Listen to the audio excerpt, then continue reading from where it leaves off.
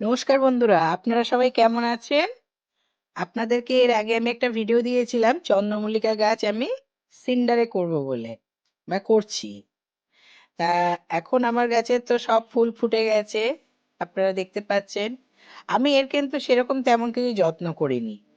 আমি যখন বসিয়েছিলাম প্রথমে তো থাম পটে বসিয়েছিলাম, তারপরে সেখান থেকে আমি 4 ইঞ্চি পটে দিই, সেখান থেকে 6 ইঞ্চি পটে দিই, তারপরে গিয়ে এই 7 ইঞ্চি পটে লাস্ট আমার রয়েছে। এবারে আমি কি করেছি, প্রথমে ওই সপ্তাহে 3 দিন আমি একটু করে সুফলা দিয়েছি। আর 3 দিন সুফলা দেওয়ার পরে মাসখানেক যাওয়ার পরে যখন ফুলের আস্তে আস্তে বড় হয়েছে গাছ, এবং যখন আমি বসিয়েছি এই নভেম্বর মাসে, সুতরাং আমার বেশি দিন সময়ও আমি নিইনি, কারণ কি আমি সিন্ডার পাচ্ছিলাম না বলে। সিন্ডারটা আমি পেয়েছি অক্টোবরের লাস্টে, আমি নভেম্বর মাসে রিপোর্ট করেছি সিন্ডারে চন্দ্রমল্লিকাটা।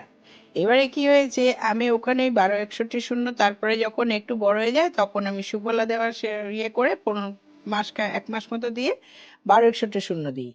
আর সপ্তাহে একদিন করে একটু ফাঙ্গিসাইড, বেবিস্টিন দিয়ে দিয়েছি, আর একদিন বা কখনো সাপ দিয়েছি। আর আমি সেরকম কিছু ইয়ে করিনি, পরিচর্যা করিনি।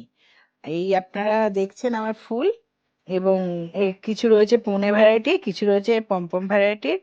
তো আমার খুবই পছন্দের কালারগুলো, এবং আশা করি সামনের বারে আরো অনেক অনেক অনেক কালার করতে পারবো।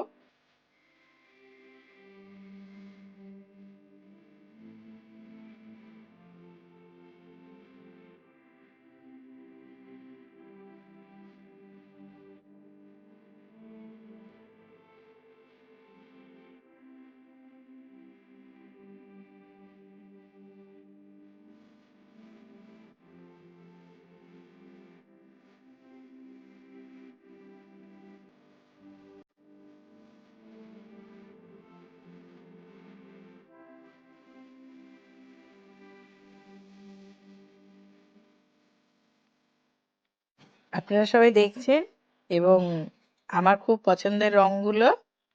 এবং কিছু যদি দরকার পড়ে আমাকে আপনারা কমেন্টস করে লিখুন, লাইক করুন। অনেক ধন্যবাদ। আপনারা সবাই সুস্থ থাকবেন, ভালো থাকবেন। নমস্কার।